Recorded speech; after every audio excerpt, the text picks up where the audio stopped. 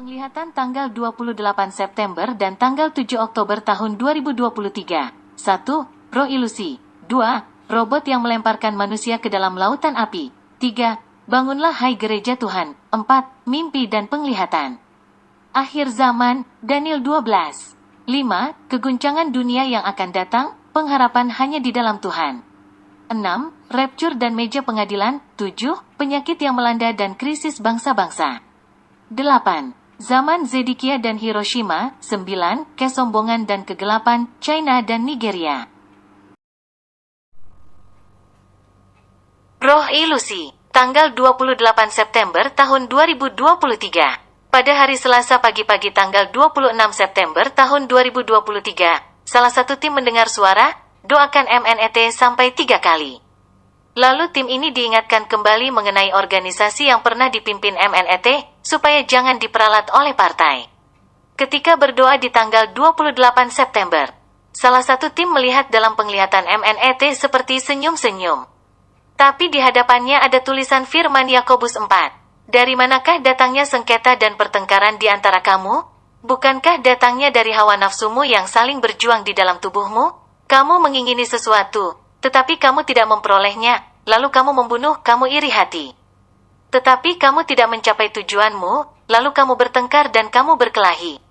Kamu tidak memperoleh apa-apa karena kamu tidak berdoa, dan seterusnya.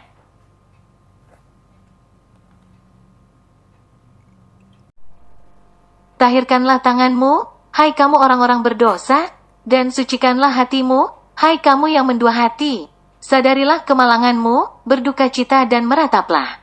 Hendaklah tertawamu kamu ganti dengan ratap dan sukacitamu dengan dukacita. Rendahkanlah dirimu di hadapan Tuhan, dan Ia akan meninggikan kamu.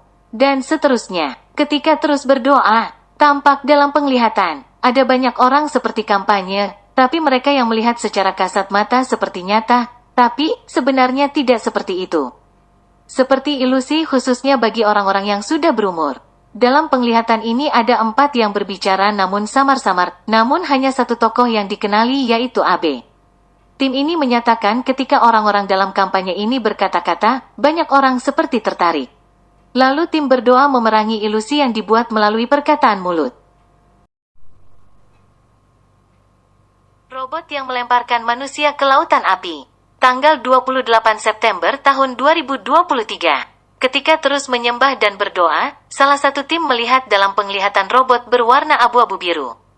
Dia berjalan dapat menembus tembok. Lalu robot ini menangkap manusia dengan memegang lehernya, lalu dilemparkan. Tapi jatuhnya seperti ke dalam lautan api yang menyala-nyala dan ada ulat-ulat. Lalu Tuhan memberikan 2 Timotius 2. Sebab itu, hai anakku, jadilah kuat oleh kasih karunia dalam Kristus Yesus. Apa yang telah engkau dengar daripadaku di depan banyak saksi. Percayakanlah itu kepada orang-orang yang dapat dipercayai, yang juga cakap mengajar orang lain. Ikutlah menderita sebagai seorang prajurit yang baik dari Kristus Yesus. Seorang prajurit yang sedang berjuang, tidak memusingkan dirinya dengan soal-soal penghidupannya, supaya dengan demikian ia berkenan kepada komandannya. Seorang olahragawan hanya dapat memperoleh mahkota sebagai juara, apabila ia bertanding menurut peraturan-peraturan olahraga. Seorang petani yang bekerja keras haruslah yang pertama menikmati hasil usahanya. Perhatikanlah apa yang kukatakan, Tuhan akan memberi kepadamu pengertian dalam segala sesuatu. Ingatlah ini, Yesus Kristus, yang telah bangkit dari antara orang mati, yang telah dilahirkan sebagai keturunan Daud, itulah yang kuberitakan dalam Injilku. Dan seterusnya. Benarlah perkataan ini, jika kita mati dengan Dia, kita pun akan hidup dengan Dia. Jika kita bertekun, kita pun akan ikut memerintah dengan Dia. Jika kita menyangkal Dia, Dia pun akan menyangkal kita. Jika kita tidak setia, Dia tetap setia, karena Dia tidak dapat menyangkal dirinya. Ingatkanlah dan pesankanlah semuanya itu dengan sungguh-sungguh kepada mereka di hadapan Tuhan. Agar jangan mereka bersilat kata, karena hal itu sama sekali tidak berguna, malah mengacaukan orang yang mendengarnya. Usahakanlah supaya engkau layak di hadapan Tuhan sebagai seorang pekerja yang tidak usah malu, yang berterus terang memberitakan perkataan kebenaran itu. Tetapi hindarilah omongan yang kosong dan yang tak suci yang hanya menambah kefasikan. Perkataan mereka menjalar seperti penyakit kanker. Di antara mereka termasuk Himeneus dan Filetus. yang telah menyimpang dari kebenaran dengan mengajarkan bahwa kebangkitan kita telah berlangsung dan dengan demikian merusak iman sebagian orang. Tetapi dasar yang diletakkan Tuhan itu teguh dan meterainya ialah, Tuhan mengenal siapa kepunyaannya, dan setiap orang yang menyebut nama Tuhan hendaklah meninggalkan kejahatan. Dalam rumah yang besar, bukan hanya terdapat perabot dari emas dan perak, melainkan juga dari kayu dan tanah, yang pertama dipakai untuk maksud yang mulia. Dan yang terakhir untuk maksud yang kurang mulia. Jika seorang menyucikan dirinya dari hal-hal yang jahat, ia akan menjadi perabot rumah untuk maksud yang mulia, ia dikuduskan. Dipandang layak untuk dipakai tuannya, dan disediakan untuk setiap pekerjaan yang mulia.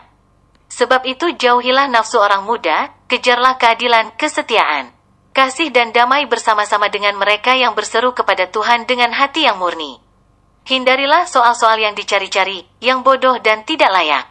Engkau tahu bahwa soal-soal itu menimbulkan pertengkaran, dan seterusnya. Mimpi dan penglihatan, akhir zaman, Daniel 12.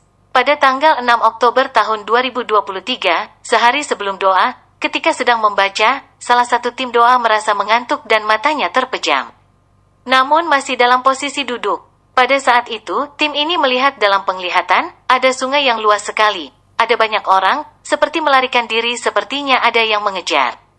Orang-orang banyak ini mau menyeberang, tapi sungainya sedang meluap. Orang-orang ini berteriak, ayo ke sana, ayo ke sana. Tapi tidak ada yang berani menyeberang karena airnya meluap. Lalu tampak dalam penglihatan sebuah tulisan di aliran sungai yang meluap. Tulisannya adalah Daniel 12. Di antara orang-orang ini ada tim doa juga. Lalu tim doa mencoba berjalan bergandengan melewati sungai, namun tidak tenggelam dan tidak terbawa arus. Sungai itu dapat dilalui tim doa dan hanya sebatas pinggang saja. Namun ketika tim sampai di tengah-tengah sungai itu, orang-orang banyak itu melihat, lalu mereka juga mencoba berjalan ke arah sungai. Namun setiap orang yang mencoba berjalan ke arah sungai mereka langsung tenggelam. Tim ini bertanya dalam hatinya, ada apa ini Tuhan? Kenapa semua orang lari dari ujung yang satu ke ujung yang lain dan banyak sekali orang-orang? Lalu tim ini terjaga dan mendapati dirinya masih terduduk. Ketika tim ini tidur, dia menerima mimpi yang merupakan lanjutan dari sebelumnya. Posisi tim doa sudah ada di seberang sungai, dan orang-orang banyak masih di seberang satunya. Di area yang telah diseberangi tim doa, ada padang rumput dan perbukitan yang sangat indah. Dan di sana sudah ada orang-orang yang sudah sampai juga. Sementara itu, di bagian seberang di mana banyak orang-orang, ada teriakan-teriakan seperti bencana yang besar. Tim ini melihatnya seperti gempa dan tsunami yang besar. Karena tim ini melihat dunia goncang. Lalu di perbukitan ada Tuhan dan dia memanggil dua orang, dan dia berkata sambil meneteskan air matanya. Kalian adalah panglima besar, yang kuperintahkan untuk menjaga kota. Kalian menyeberang lagi ke sana, dan lihat kekacauan yang terjadi. Karena tidak ada yang berdiri untuk semuanya. Daniel 12. Pada waktu itu juga akan muncul Mikhael, pemimpin besar itu, yang akan mendampingi anak-anak bangsamu, dan akan ada suatu waktu kesesakan yang besar. Seperti yang belum pernah terjadi sejak ada bangsa-bangsa sampai pada waktu itu. Tetapi pada waktu itu bangsamu akan terluput, yakni barang siapa yang didapati namanya tertulis dalam kitab itu. Dan banyak dari antara orang-orang yang telah tidur di dalam debu tanah, akan bangun, sebagian untuk mendapat hidup yang kekal, sebagian untuk mengalami kehinaan dan kengerian yang kekal. Dan orang-orang bijaksana akan bercahaya seperti cahaya cakrawala, dan yang telah menuntun banyak orang kepada kebenaran seperti bintang-bintang, tetap untuk selama-lamanya. Tetapi engkau, Daniel, sembunyikanlah segala firman itu, dan meteraikanlah kitab itu sampai pada akhir zaman, banyak orang akan menyelidikinya, dan pengetahuan akan bertambah. Kemudian aku, Daniel, melihat, maka tampaklah berdiri dua orang lain, seorang di tepi sungai sebelah sini dan yang lain di tepi sungai yang sebelah sana. Dan yang seorang bertanya, kepada yang berpakaian kain lenan, yang ada di sebelah atas air sungai itu, bilakah hal-hal yang ajaib ini akan berakhir? Lalu, ku dengar orang yang berpakaian kain lenan, yang ada di sebelah atas air sungai itu bersumpah. Demi dia yang hidup kekal, sambil mengangkat tangan kanan, dan tangan kirinya ke langit, satu masa, dan dua masa, dan setengah masa, dan setelah berakhir kuasa perusak bangsa yang kudus itu. Maka segala hal ini akan digenapi. Adapun aku, memang kudengar hal itu, tetapi tidak memahaminya, lalu kutanya, "Tuanku, apakah akhir segala hal ini?" Tetapi ia menjawab, "Pergilah, Daniel. Sebab firman ini akan tinggal tersembunyi dan termeterai sampai akhir zaman.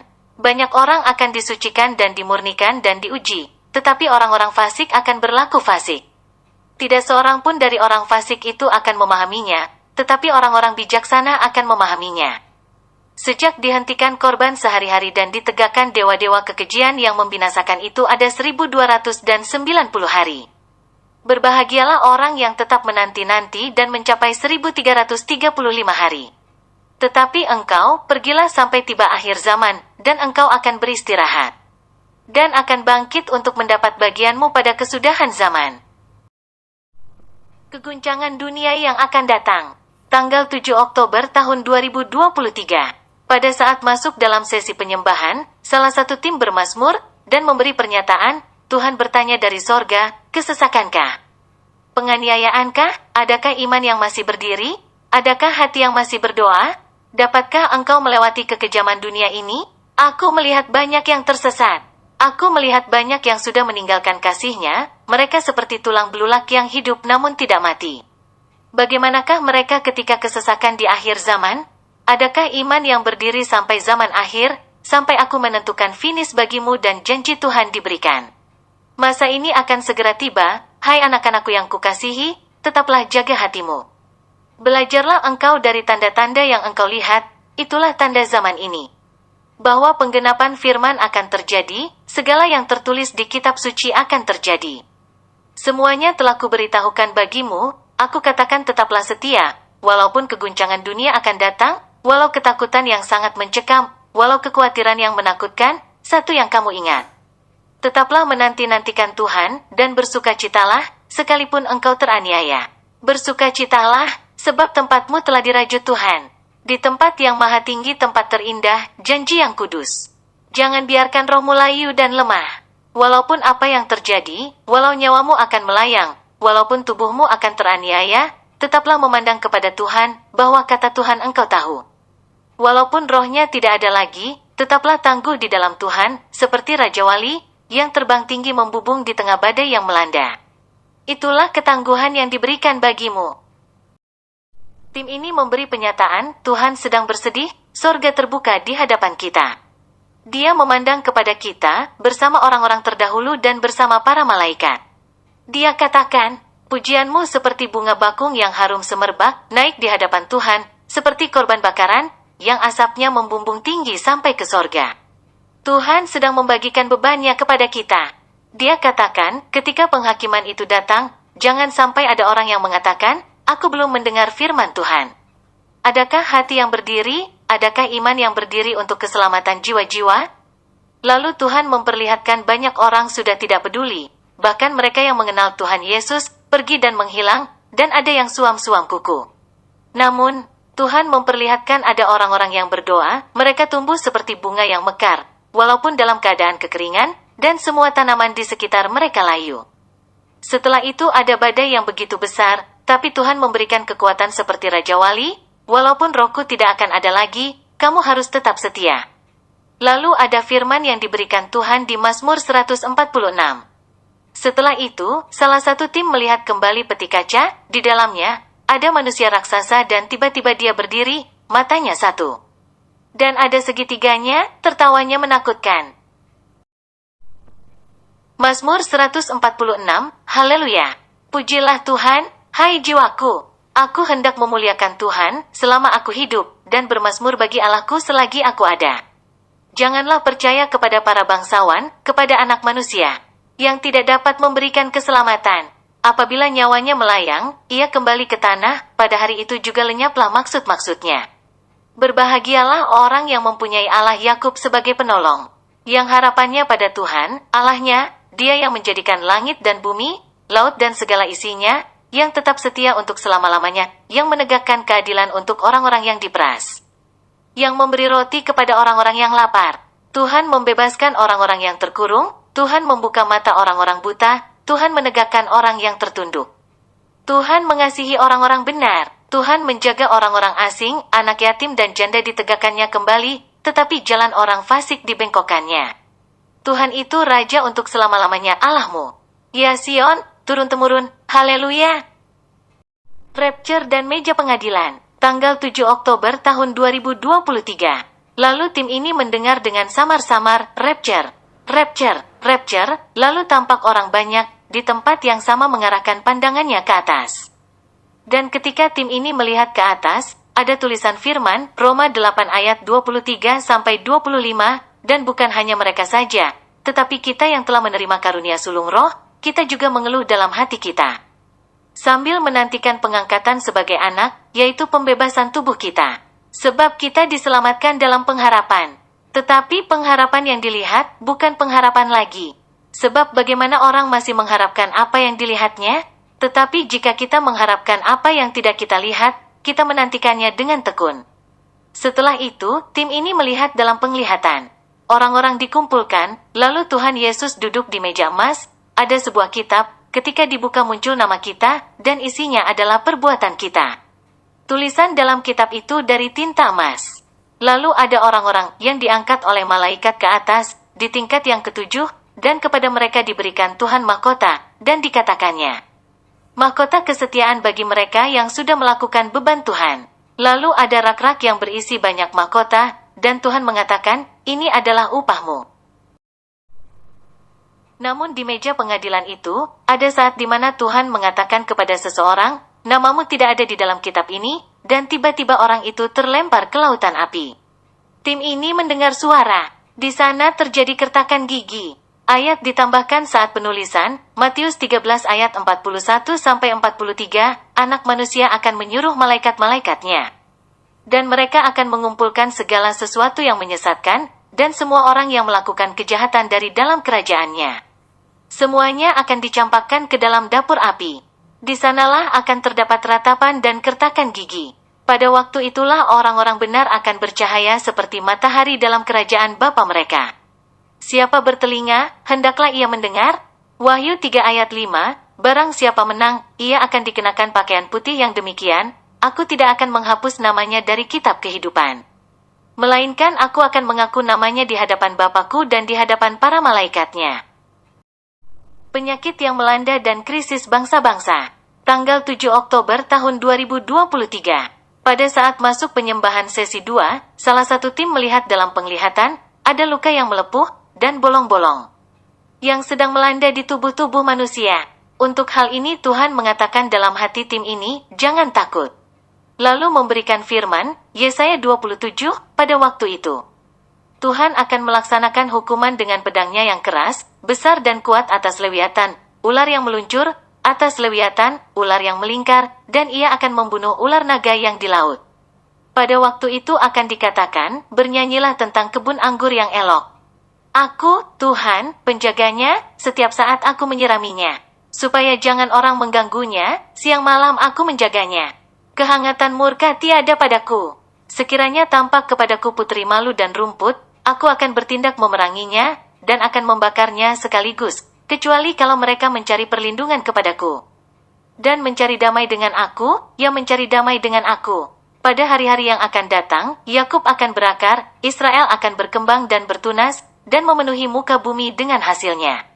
Apakah Tuhan memusnahkan umatnya seperti ia memusnahkan orang yang memusnahkan mereka? Atau apakah ia membunuh umatnya seperti ia membunuh orang yang membunuh mereka? Dan seterusnya. Pada saat terus menyembah, Tuhan memperdengarkan firman tentang penciptaan dan dia mendengar suara, semuanya indah. Setelah itu, tim ini melihat gelombang yang besar, dan ada bahtera di atas gelombang. Dan di bahtera itu bertuliskan, Nuh, lalu Tuhan memperlihatkan peristiwa COVID-19. Pengertian yang muncul dalam hati tim ini adalah, kematian yang besar dan sia-sia. Ketika tim ini bertanya, kenapa Tuhan memperlihatkan hal ini? Di dalam hatinya ditaruhkan kerusakan manusia dan kejahatan manusia. Tuhan merancangkan apa yang baik dan indah, namun manusia merusak dengan kejahatannya. Setelah itu tampak dalam penglihatan, sebuah ritual di dalam gua. Dan di dalamnya masih ada genangan air semata kaki. Mereka membacakan mantra dan sihir, sehingga muncul asap berwarna seperti nanah di luka yang basah, yang diarahkan ke udara. Lalu tim ini teringat akan virus yang menyebabkan luka bolong bernanah.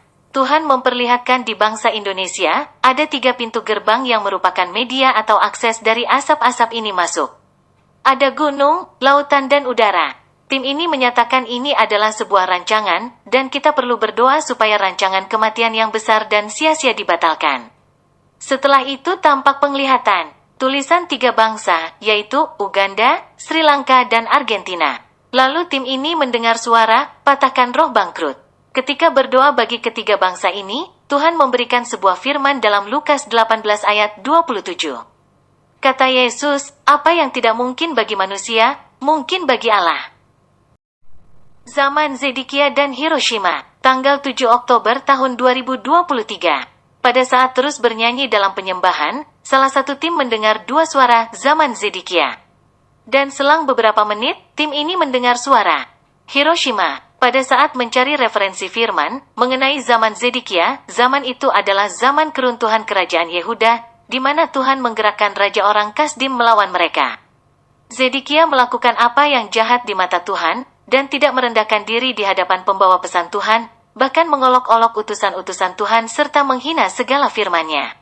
Sementara itu, peristiwa Hiroshima adalah peristiwa pengeboman oleh Amerika dengan sasaran kota Hiroshima, yang menyebabkan kota itu kehilangan penduduknya 80.000 karena ledakan. Dan puluhan ribu lainnya menyusul karena paparan radiasinya. Pada tanggal 7 Oktober ketika penyataan ini diberikan, ini adalah hari pertama Israel diserang oleh Hamas.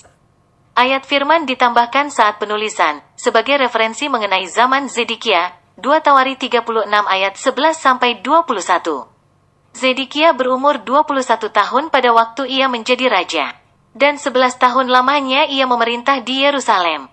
Ia melakukan apa yang jahat di mata Tuhan, Allahnya, dan tidak merendahkan diri di hadapan Nabi Yeremia, yang datang membawa pesan Tuhan. Lagi pula ia memberontak terhadap Raja Nebukadnezar, yang telah menyuruhnya bersumpah demi Allah.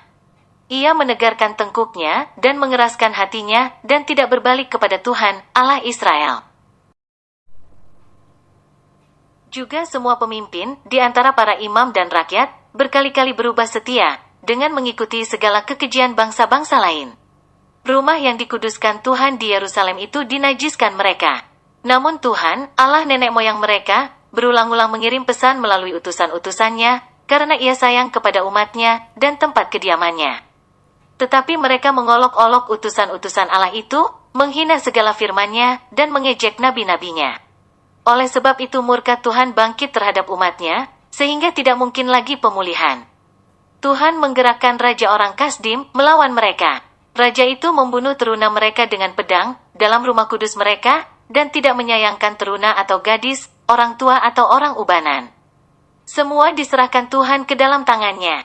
Seluruh perkakas rumah Allah, yang besar dan yang kecil, serta harta benda dari rumah Tuhan, harta benda raja dan harta benda para panglimanya. Semuanya dibawanya ke Babel. Mereka membakar rumah Allah, merobohkan tembok Yerusalem dan membakar segala puri dalam kota itu dengan api, sehingga musnahlah segala perabotannya yang indah-indah. Mereka yang masih tinggal, dan yang luput dari pedang, diangkutnya ke Babel, dan mereka menjadi budaknya dan budak anak-anaknya sampai kerajaan Persia berkuasa. Dengan demikian genaplah firman Tuhan yang diucapkan Yeremia, sampai tanah itu pulih dari akibat dilalaikannya tahun-tahun sabatnya, karena tanah itu tandus selama menjalani sabat. Hingga genaplah 70 tahun.